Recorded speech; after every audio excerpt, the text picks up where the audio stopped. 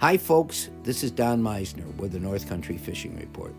You know, I've talked about bucktail jigs and this new trend in fishing called finesse fishing. Now, this hasn't been really popular for an awful long time, maybe 10 years, but it's getting more and more popular. And I want to explain a little bit more of why I think finesse fishing is so productive.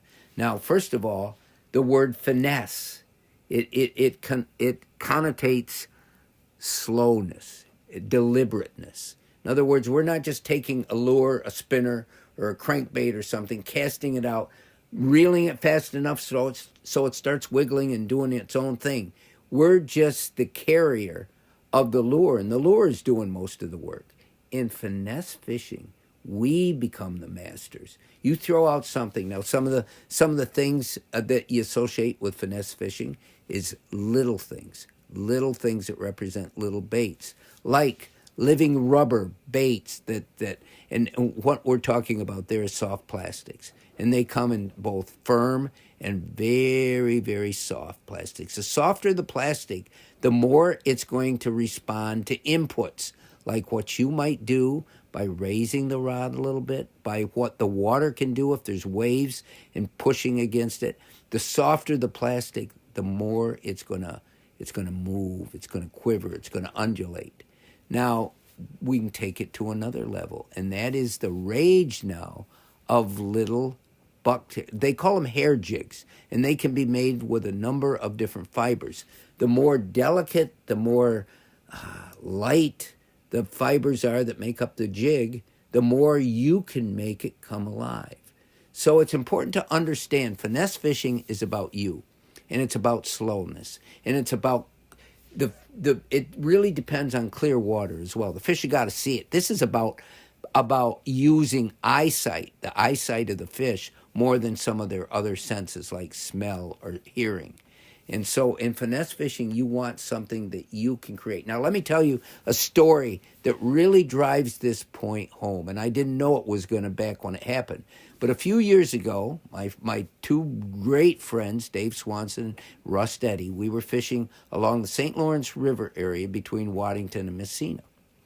And we had discovered before that there was a school of walleyes out as far as we could cast. And most of the time of the day, you're not going to get them to respond. Walleyes like darker conditions. Their eyesight is so incredible that they need it darker, and they feed more in dark or night situations. So anyway, we knew that the fishing would be tough, but we knew there were monster walleyes. Monster really is anything approaching 10 pounds. That's a monster. And so we'd stand there on the broken rock right at the causeway along the St. Lawrence River, and we'd cast out to these walleyes. Now, we were using bucktail jigs, probably 3 or 4, maybe even 4.5 inches long, but I was the only one really catching the walleyes. I mean, I'm not to brag here because there's been many, many times when both Dave and Rust have caught far more fish than me. But this is my kind of fishing, and it became finesse fishing. And if we jigged the jig, first of all, you had to cast it out and let it sink to the bottom. You had to watch your line. When it became slack, you know it was on the bottom. Then, normally in jig fishing, you start jigging it, hopping it up and down, doing different motions, maybe reeling it in 4 or 5 steps and then stopping and doing all these things that jig fishermen do, and they get famous doing it. However, it didn't work. The only way we could get a strike is by finessing that jig, allowing it to sit on the bottom. Then I would reel it ever so slowly and crawl it along the bottom for maybe 3 feet. Stop. The fish saw it. They weren't hungry. They didn't want to eat, but they saw that thing creeping. And then I'd start it again.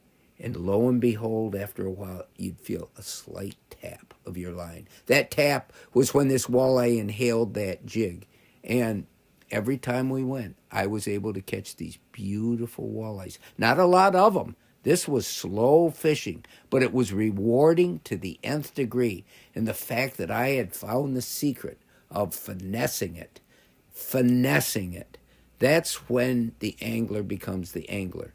And I think that's really critical. If you want to learn how to catch fish when they aren't hitting at other times, using small, little baits and making those baits come alive, that's the ticket to some great fishing. Until next time, folks, this is Don Meissner with the North Country Fishing Report.